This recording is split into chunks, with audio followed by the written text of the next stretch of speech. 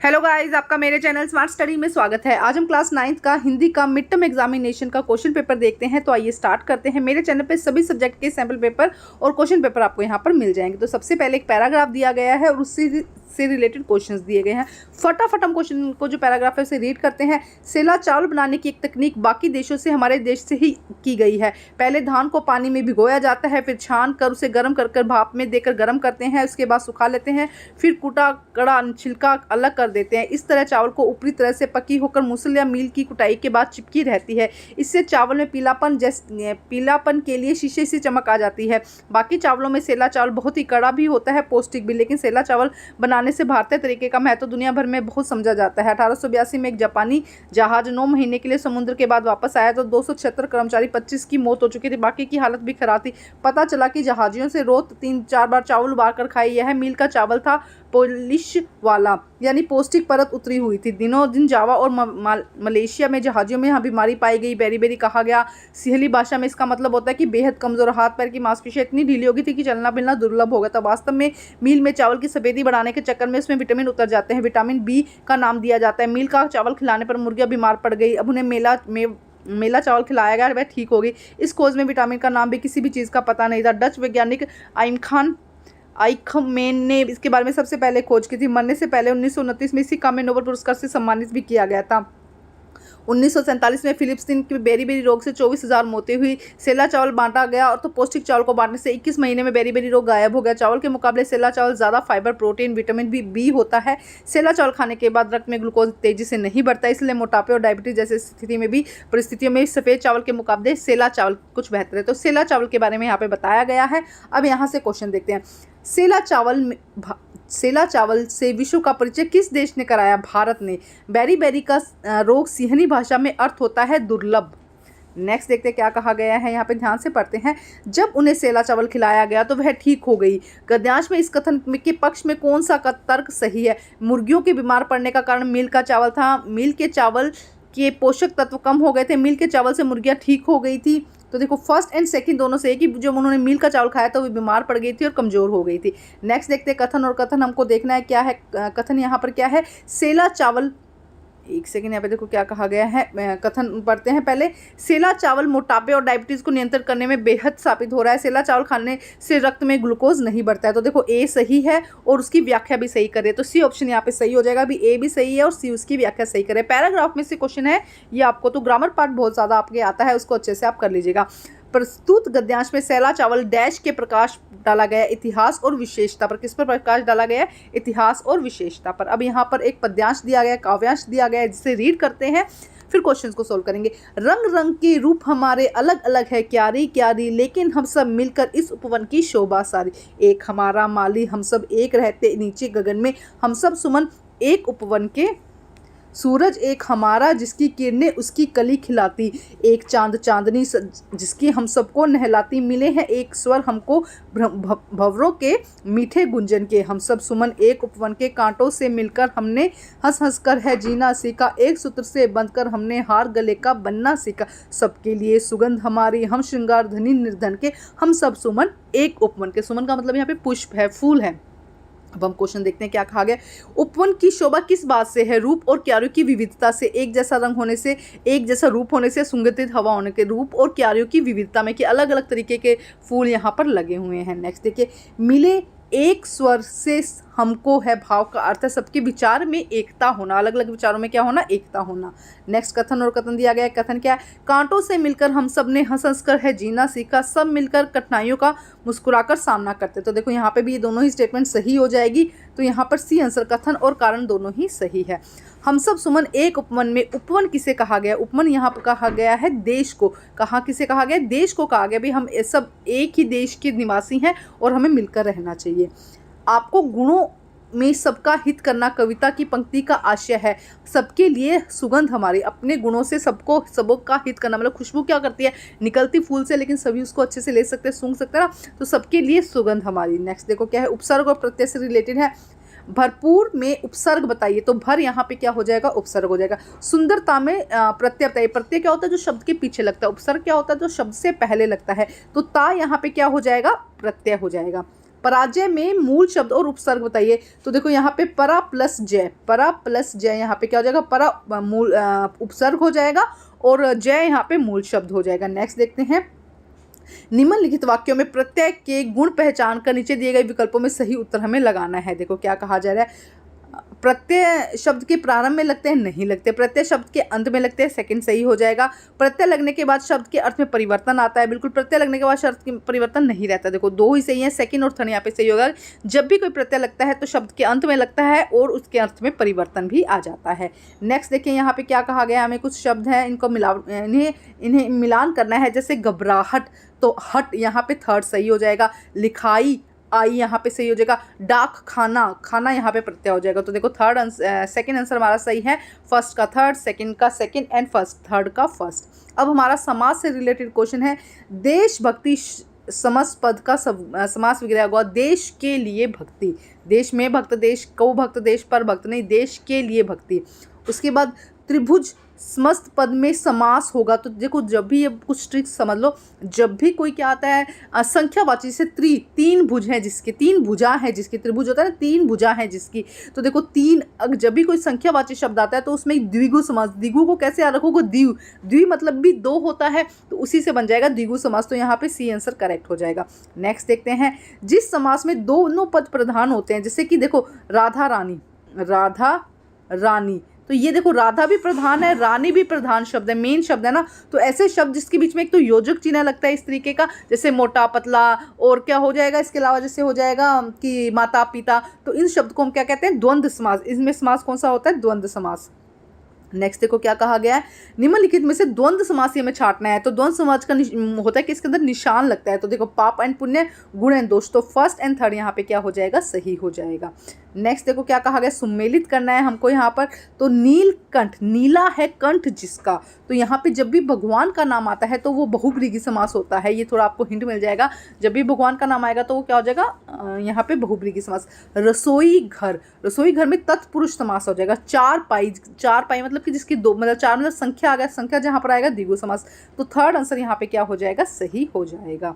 Next देखते हैं हम यहाँ पे क्या कहा गया है, अर्थ के आधार पर वाक्य का भेद बताना है। कि वाक्य को पढ़ेंगे उसके बाद देखेंगे कि इसका भेद क्या है।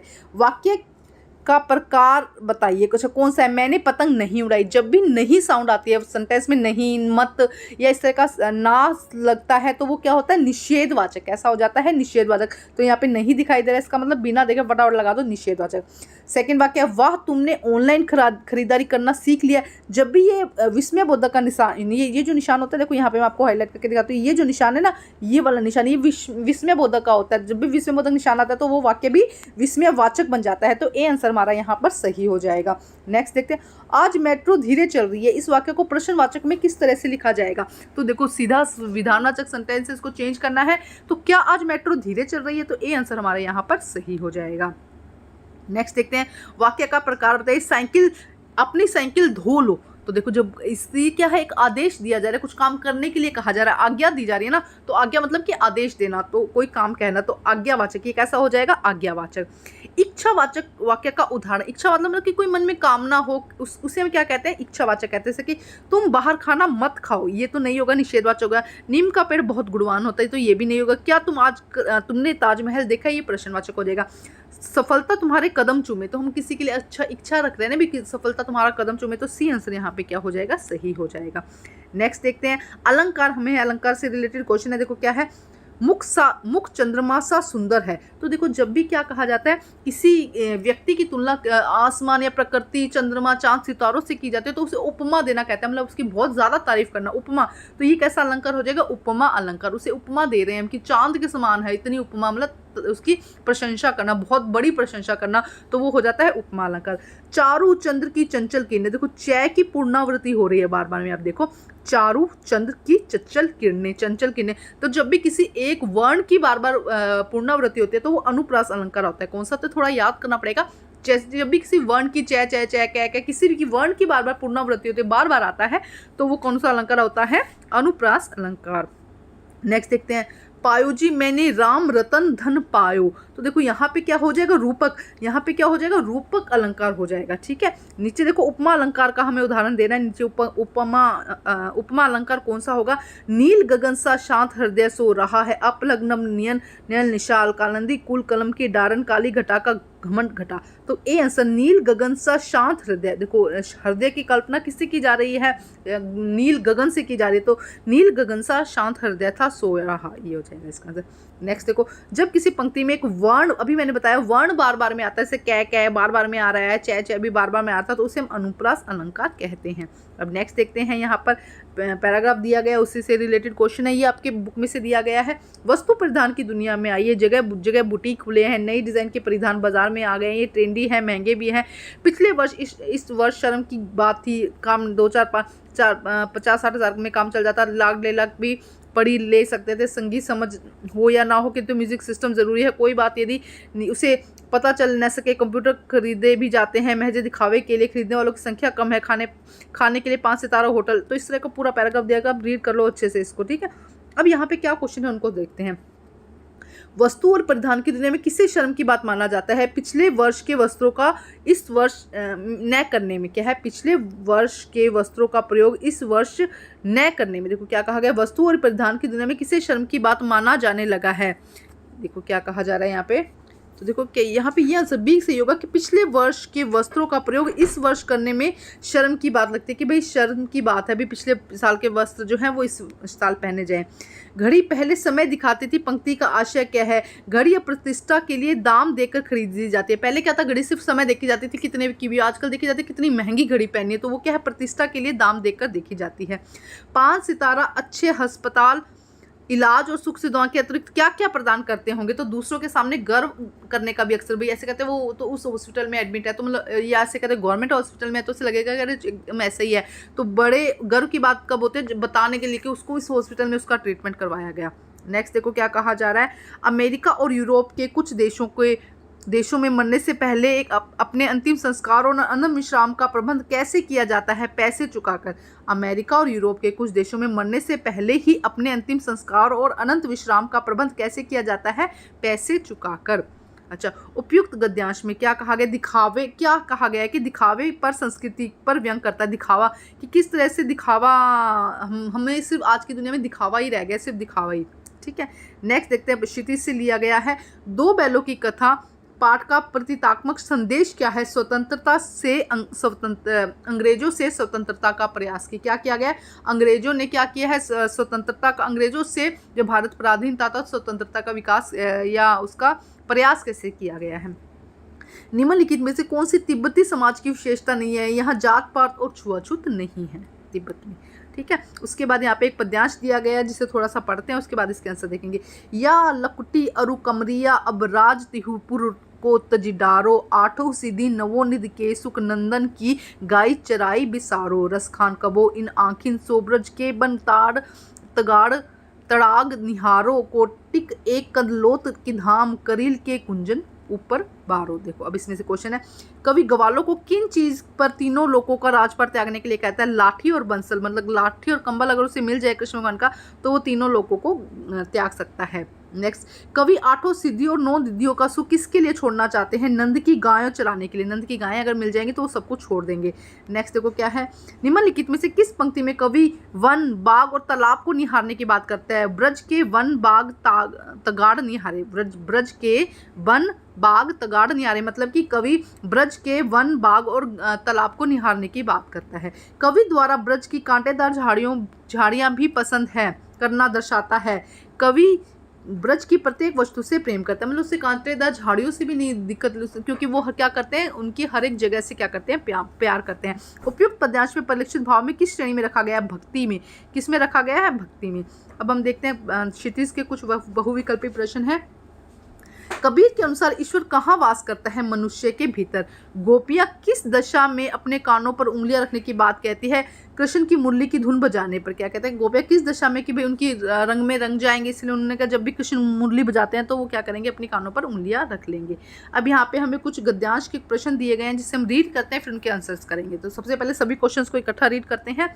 किस घटना के आधार पर कहा जा सकता है कि हीरा और मोती स्त्री के समान की दृष्टि से देखते थे? हीरा और मोती स्त्री को समान दृष्टि से देखते थे। अच्छा, सेकंड क्वेश्चन देखिए, लेखक ने उपभोक्तावाद की संस्कृति को हमारे समाज के लिए चुनौती क्यों कहा है? नेक्स्ट देखिए, अपनी यात्रा के दौरान लेखक को किन कठिनाइयों का सामना हुआ? और घ देखिए, उस समय तिब्बती समाज अनेक अर्थों से अलग नजर आता था। लहासा की पाठ के आधार पर आंसर दीजिए। तो आइए देखते हैं इनके आंसर। हम देखो क्या है, छुरी के घर पे भागने की योजना के दौरान मोती का लड़की की मां को सींगों से मारने का प्रस्ताव, हीरा का समझाना, औरत जात पर सींग चलाना मना, दोनों ही स्त्रियों के प्रति सम्मानीय दृष्टि। इस तरीके के आपको पॉइंट लिखने थे। सेकंड क्या है, उपभोक्ता की संस्कृति से नैतिकता का और मर्यादा का ह्रास होता है, भोग को बढ़ावा मिलता है, दिखाने की संस्कृति से पारिवारिक और सामाजिक संबंधों में टूट जाती हैं, मनुष्य का व्यक्तित्व केंद्रित होते चले जाना। देखो यहाँ पे क्या कहा है, छुरी के घर से भागने की योजना, फर्स्ट ये आ जाएगा। मोती का लड़की की मां को सींगों से मारने का प्रस्ताव, हीरा का समझाना, औरत जात पर सींग चलाने से मना करना, दोनों ही स्त्री के प्रति सम्मानीय दृष्टि रखते थे। देखो इस तरीके से हो जाएगा। पॉइंट्स दिए गए हैं। गै देखते हैं, लुटेरे के डर से भिखमंगे के वेश में यात्रा करना, ठहरने के स्थान को लेकर समस्या होना, रास्ता भटक जाना, कड़ी धूप और सर्दी का सामना होना। ये सब आंसर आ जाएंगे। नेक्स्ट है देखते हैं, पर्दा प्रथा, छुआछूत जैसी बुराइयां होना, महिलाओं द्वारा अजनबी लोगों को चाय बनाकर देना, शाम के समय छक पीकर मदहोश रहना, गणों के साथ अगाध विश्वास करना, समाज में अंधविश्वास का बोलबाला। कोई भी आप यहाँ पे पॉइंट लिख सकते थे। नेक्स्ट देखते हैं क्या कहा गया, परमात्मा से मिलना। ठीक, क्या हो जाएगा इसका, यहाँ पे बस हमारे इतने ही आंसर थे। अब देखते हैं नेक्स्ट प्रश्न देखते हैं 12। यहाँ पर 25 to 30 वर्ड्स में देने हैं। ज्ञान की आंधी मनुष्य के जीवन में क्या बदलाव लेकर आती है? लग का घर जाने की चाह से क्या आशय है, वह घर क्यों नहीं जा पा रही थी? कवित्री ने ज्ञानी व्यक्ति की क्या विशेषता बताई है? एक लकुटी और कमरिया पर कवि सब कुछ क्यों न्यौछावर करने को तैयार है? तो आइए देखते हैं इनके आंसर। तो सबसे पहले फर्स्ट का आंसर देखते हैं, मन पर छाया का अज्ञानता का भ्रम दूर होना, मन का कूड़ा करकट, लोभ लालच आदि निकलना, ईश्वरीय भक्ति में लीन होना, भक्ति के आनंद में डूब जाना। नेक्स्ट देखते हैं, देखो, परमात्मा से मिलना, कवित्री की भक्ति में प्रौढ़ता का अभाव और प्रयास की कमी। थोड़ा ध्यान से समझो आंसर, आपको ना इनको पूरी लाइन में लिखना है। यहाँ पे शॉर्ट में आंसर दिया गया है, जिसने परमात्मा का ज्ञान हो, आत्मा को जाना हो, हिंदू मुसलमान में भेद न करे, कण कण में व्याप्त ईश्वर को पहचान सके। नेक्स्ट देखते हैं, रसकान में कृष्ण के लिए आराध्य, कृष्ण की ब्रजभूमि से अत्यंत प्रेम, कृष्ण की लाठी और कंबल जो प्रत्येक ग्वाला द्वारा पहना जाता है उसके लिए अनंत मूल्यवान है। तो एक एक आंसर को आप ऐसा कर सकते हैं, पॉज करके क्वेश्चन को, फिर यहाँ पे आंसर आप चेक कर सकते हैं। नेक्स्ट देखते हैं क्वेश्चन नंबर 13 देखते हैं क्या कहा गया है। 13 के अंदर आपको 50 to 60 वर्ड्स में लिखने हैं। तीनों ही प्रश्न देख लेते हैं।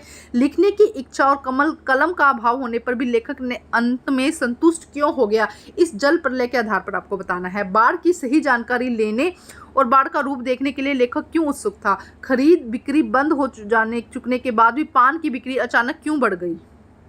देखो क्या है, बाढ़ के अनुभव को पूरी तरह जीने और भोगने की चाह थी लेखक की। लेखक के मन के बाद के दृश्य को लिखना चाहता था। कमल होने पर वह निरीक्षण करने के बजाय उसका चित्रण करते थे, तब बाढ़ के साक्षात भोगने का अवसर हाथ से निकल जाता। मतलब वो बाढ़ में ही बिजी हो जाता, तो मतलब लिखने में बिजी हो जाता, तो बाढ़ का मजा नहीं लेता भाई क्या होता है एक्चुअल में। लेखक को उस क्षेत्र का निवासी जहाँ बाढ़ नहीं आती, अतीत में बाढ़ पीढ़ियों की मदद की, बाढ़ तो देखा लेकिन बाद में घिरने बहने और भोगने का अनुभव का अभाव था। बाढ़ का प्रत्यक्ष अनुभव करने को उत्सुक था, बाढ़ के प्रति जिज्ञासु था, जिससे कि शांत करने की बेचैनी थी। नेक्स्ट क्वेश्चन, बाढ़ आने का खतरा बढ़ने पर अन्य दुकानों का बंद हो जाना, पान की बिक्री का अधिक बढ़ना, बाढ़ के बारे में सुनने चर्चा करने के लिए पान की दुकान पर भीड़ लगना, मतलब वहाँ पे लोग जाकर बैठ के बात करने लगे भी क्या हुआ कैसे हुआ। पान पालों की दुकान पर रेडियो का आदि का होना, जिससे कि बात की सूचना मिलना। पान की दुकान के पास खड़े होने से बिक्री, इसका स्वाभाविक था कि इसकी बिक्री बढ़ जाएगी। उसके बाद हम देखते हैं 14 क्वेश्चन, एक अनुच्छेद लिखना था। परीक्षा में मेरी पहली मनोदशा, विद्यालय का वार्षिकोत्सव, मेट्रो ट्रेन में मेरा अनुभव। ठीक है, उसके बाद क्वेश्चन नंबर 15 में क्या कहा गया है कि आपका नाम आरव मनीषा है, कक्षा क्या प्रतिनिधित्व है, आपको क्लास कोरोना काल के बाद आपकी क्लास पिकनिक पे नहीं गई है, इसीलिए आपको एक प्रधानाचार्य को एक पत्र लिखना है। आपका नाम आरव मनीषा है, मित्र मंच पर बोलते हुए घबराती है, तो प्रोजेक्ट वाइज में हिस्सा लेने के लिए, आप प्रोजेक्ट वाइज आपके स्कूल में चलता है ना, तो आपको एक पत्र लिखना है।